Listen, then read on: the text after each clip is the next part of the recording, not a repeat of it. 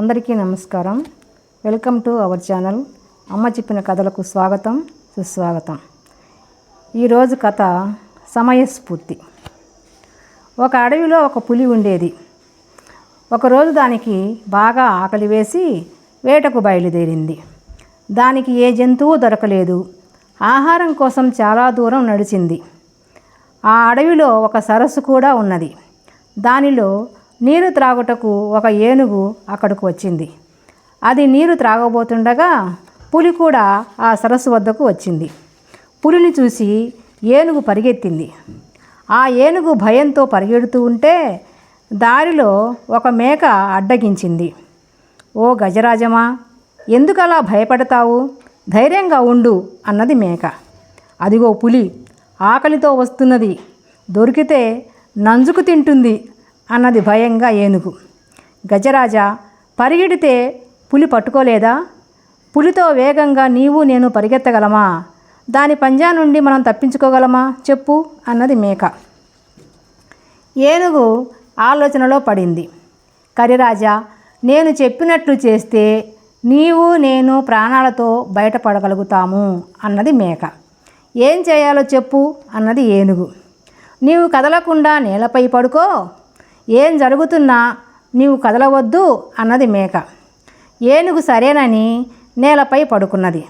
దానిపై మేక నిలుచుని పులి కోసం ఎదురుచూడసాగింది.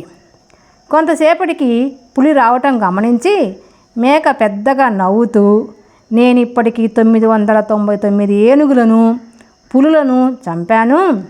ఈరోజు ఏనుగు దొరికింది, పులి దొరకలేదే అని అనుకుంటున్నాను. దేవుని దయ వల్ల పులి కూడా వస్తున్నది. దానిని కూడా చంపితే మొత్తం 1000 ఏనుగులు పులులను చంపిన దానిని అవుతాను అని పులికి వినపడేటట్లుగా అన్నది.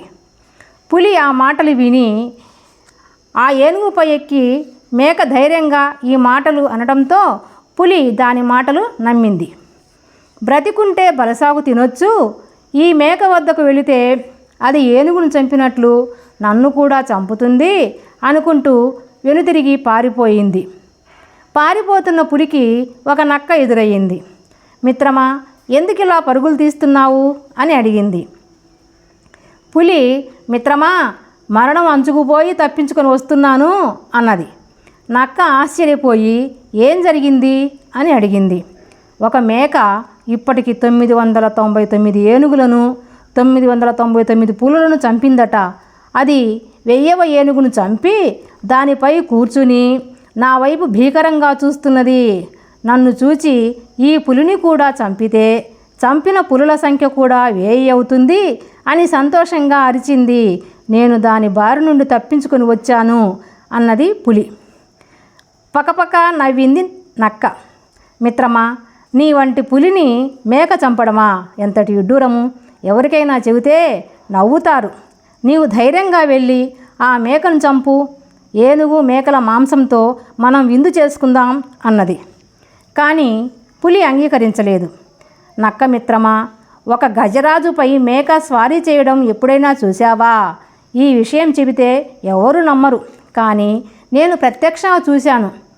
ఈ మేక సామాన్యమైనది కాదు, అది శక్తివంతమైనది. దాని దరికి మనం వెళ్ళకూడదు అన్నది పులి. నక్క పులి మాటలు వినలేదు.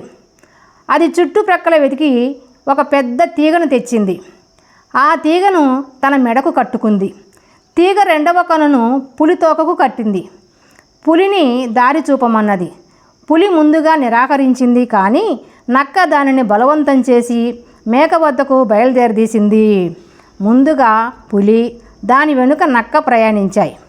అవి మేకను సమీపించాయి. మేక పులిని, దాని వెనుక నక్కను చూసింది. ధైర్యం తెచ్చుకొని, ఓసి నక్క, నీకు పని చేయటం రాదు. పులిని తెమ్మని ఎప్పుడు చెప్పాను? నీవు ఎప్పటికి తెస్తున్నావు? పోనీలే, నా వద్ద నుండి తప్పించుకుపోయిన పులిని నీ జిత్తుల మారితనంతో ఒప్పించి మరలా నా వద్దకు తెచ్చావు.